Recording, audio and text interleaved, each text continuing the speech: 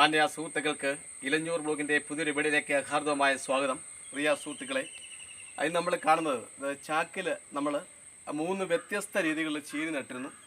അപ്പോൾ ആ ചീനിക്ക് നമ്മൾ വളമിടുകയാണ്. അപ്പോൾ നമുക്കറിയാം, ചാക്കിലും ഒക്കെ കൃഷി ചെയ്യുന്ന ഏത് വിളകളായാലും അതിനൊക്കെ ആവശ്യത്തിന് വെള്ളവും വളവും ഒക്കെ നൽകേണ്ടത് നമ്മുടെ ഒരു കടമയാണ്. കാരണം ആ സസ്യങ്ങൾക്ക്, ചാക്കിലും ഡ്രമ്മിലും ഒക്കെ നിറഞ്ഞ സസ്യങ്ങൾക്ക്, അതിൻ്റെ വേരുകൾക്ക് ആ ചാക്കിനകത്ത് മാത്രമുള്ള വളങ്ങളും ഒക്കെ വലിച്ചെടുക്കാൻ സാധിക്കത്തുള്ളൂ. അതുകൊണ്ട് തന്നെ കൃത്യമായ ഇടവേളകൾ നമ്മൾ വളം ഇട്ട് കൊടുക്കണം. മിനിമം ഒരു കരയ്ക്കൊക്കെ ആണെങ്കിൽ ഒരു 3 വളം ഇട്ട് കൊടുത്താൽ മതി. എന്നാൽ ചാക്കിലൊക്കെ ആവുന്നുണ്ടെങ്കിൽ 3 വളം പോരാ, അതിൻ്റെ ഇരട്ടി ഒരു 6 വളമൊക്കെ നമ്മൾ ഇട്ട് കൊടുക്കണം. അപ്പോൾ ചാക്കിൽ ഞാൻ നടുന്ന കൃഷികൾക്ക്, ഞാൻ ചീനിക്ക്, കപ്പയ്ക്ക് എന്തൊക്കെയാണ് വളമാണ് ഇടുന്നതാണ് ഞാൻ പ്രിയപ്പെട്ട സുഹൃത്തുക്കളുമായിട്ട് ഇന്ന് പങ്കുവെക്കുന്നത്. അപ്പം ഇത് നോക്കിയാണ്. അപ്പോൾ ഇത് സാധാരണ നമ്മൾ പരമ്പരാഗതമായ രീതിയിൽ ഇടുന്ന ഒരു കപ്പ രീതിയാണ്. അതായത് ഒരു കപ്പത്തണ്ട് മുറിച്ച് 3 കണ്ണ് മുകളിലോട്ടും 3 കണ്ണ് മണ്ണിനടിയിലും വെക്കത്തക്ക രീതിയിൽ നട്ട കപ്പയാണ്. അപ്പം അതിന് നമ്മൾ വളമിടുകയാണ്. അതിന് വളമിടുന്നത് ആദ്യമായിട്ട് നമ്മൾ ചുവട് ഒന്ന് ഇളക്കി കൊടുക്കുകയാണ്.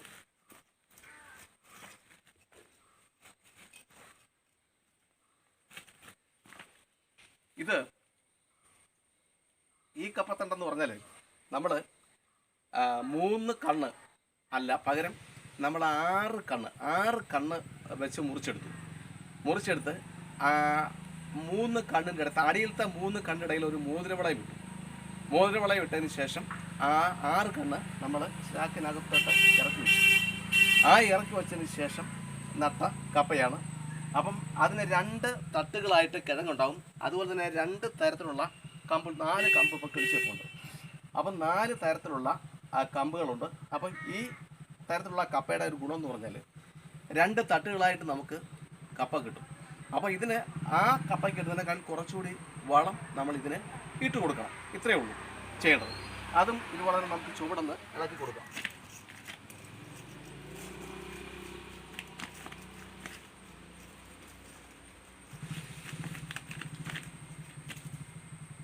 പിന്നെ ഇതെന്ന് പറഞ്ഞാൽ കപ്പത്തണ്ട് നീളത്തിൽ, കപ്പത്തണ്ട് നമ്മൾ സാധാരണ ഇങ്ങനെയാണ് വരുന്നത്. പക്ഷേ ഇതുകൊണ്ട് ഇങ്ങനെ മുറിച്ച് ഒരു വശം തൊലി നീക്കിച്ചതിന് ശേഷം നട്ട കപ്പയാണ്.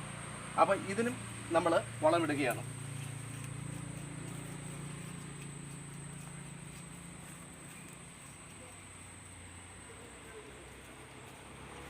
നമ്മളെപ്പോൾ കപ്പയ്ക്ക് വളമിട്ടാലും അതിന് ചുവട് ചെറുതായിട്ടൊന്ന് ഇളക്കി കൊടുക്കണം. നമ്മൾ സാധാരണ ജൈവവളമാണ് നമ്മൾ ഇട്ട് കൊടുക്കുന്നത്. ആ ജൈവവളം എന്തൊക്കെയാണെന്ന് നമുക്ക് നോക്കാം. ആദ്യം നമ്മൾ ഇടുന്നത് ചാരമാണ്.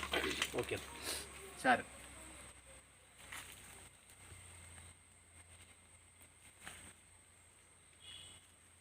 ചാരം കപ്പയ്ക്ക് ധൈര്യമായിട്ട് നമുക്ക് ഇട്ട് കൊടുക്കാം.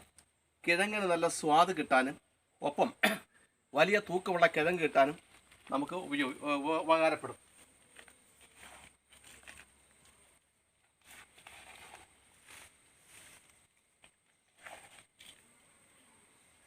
അപ്പോൾ നമ്മൾ ശ്രദ്ധിക്കേണ്ടത്, ചാക്കിലും ഗ്രോ ബാഗിലും ചട്ടിയിലും ഒക്കെ കൃഷി ചെയ്യുമ്പോൾ കുറേശ്ശെ വളം മാത്രമേ നമ്മൾ ഇട്ട് കൊടുക്കാവൂ.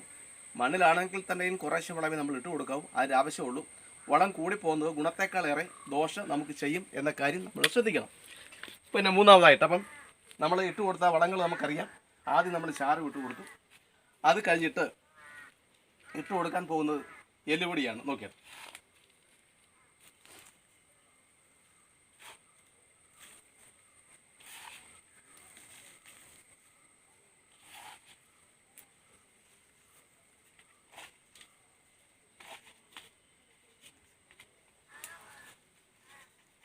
എല്ലുപൊടി ഇട്ട് കൊടുത്തു. ഇനിയും ഇട്ട് കൊടുക്കുന്ന വളരെ പ്രധാനപ്പെട്ട ഒരു വളമാണ് ഇത്. ഒരു ലായനി വളമാണ്.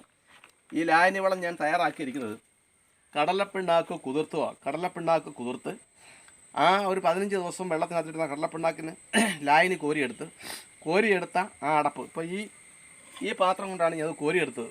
അപ്പോൾ ഇതിനകത്ത് ഏതാണ്ട് 10 പാത്രം വെള്ളം കൂടെ ചേർത്ത് നേർപ്പിച്ച ലായനിയാണ് ഇത്. നമ്മളിതിൻ്റെ ചുവട്ടിൽ ഒഴിച്ചു കൊടുക്കുകയാണ്.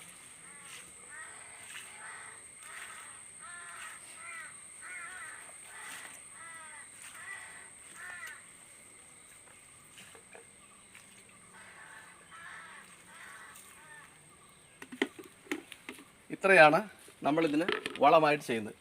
ഇനി ഈ വളത്തിൻ്റെ മുകളിൽ ഒരല്പം മണ്ണ് നമുക്ക് ഇട്ട് കൊടുക്കേണ്ടതുണ്ട്.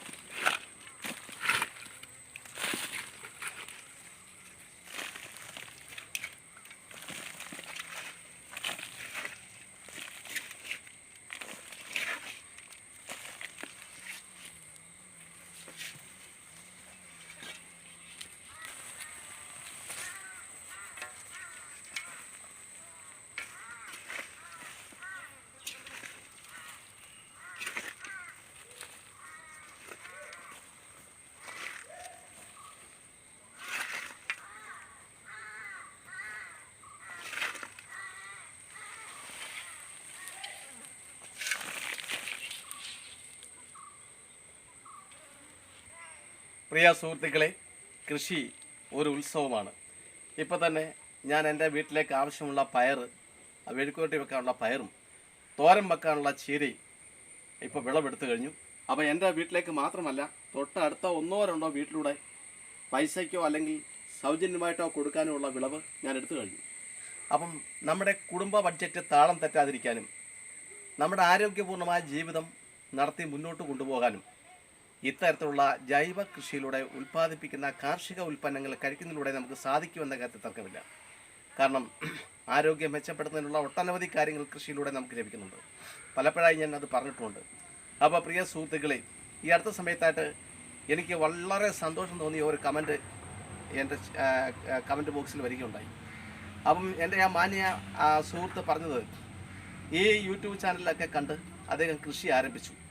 കൃഷി ആരംഭിച്ചതിന് ശേഷം അതിരാവിലെ അദ്ദേഹം ആ കൃഷിയിടത്തിലൂടെ അല്ലെങ്കിൽ തൻ്റെ കൃഷിയിലൂടെയൊക്കെ നടക്കുമ്പോൾ അദ്ദേഹത്തിന് കിട്ടുന്ന ആ ഒരു സംതൃപ്തി പറഞ്ഞറിയിക്കാൻ പറ്റാത്തതാണെന്ന് എന്നെ വളരെയധികം ആഴത്തിൽ സ്പർശിച്ച ഒരു കമൻറ്റ്, ഒരു സന്ദേശമായിരുന്നു അത്. അപ്പോൾ തീർച്ചയായിട്ടും കൃഷി ചെയ്യുന്നത് സമ്പത്തുണ്ടാക്കുക എന്ന ലക്ഷ്യം മാത്രമല്ല, മനസ്സിനും ശരീരത്തിനും ഒരു നവോന്മേഷവും സംതൃപ്തിയും കൈവരും.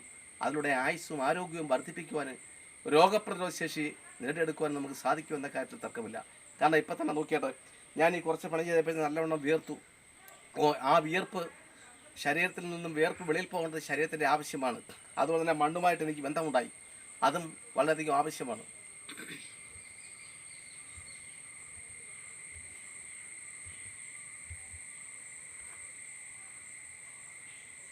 അപ്പോൾ എനിക്ക്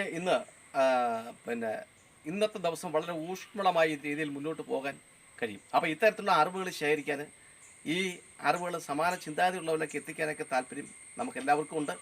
അത്തരത്തിൽ ആദ്യമായിട്ടാണ് അത്തരക്കാർ നമ്മുടെ ഈ വീഡിയോ കാണുന്നെങ്കിൽ, നമ്മുടെ യൂട്യൂബ് ചാനൽ കാണുന്നെങ്കിൽ തീർച്ചയായിട്ടും ഇത് ചാനൽ സബ്സ്ക്രൈബ് ചെയ്യണം, ലൈക്ക് ചെയ്യണം, ഷെയർ ചെയ്യണം. അതുപോലെ തന്നെ നാളെ വരെ എനിക്ക് പൂർണ്ണ പിന്തുണ നൽകിക്കൊണ്ടിരിക്കുന്ന എല്ലാ മാന്യ സുഹൃത്തുക്കൾക്കും ഞാൻ കൃത്യമായി നന്ദി അറിയിക്കുന്നു. എല്ലാവർക്കും ഒരിക്കൽ കൂടി നന്ദി, നമസ്കാരം.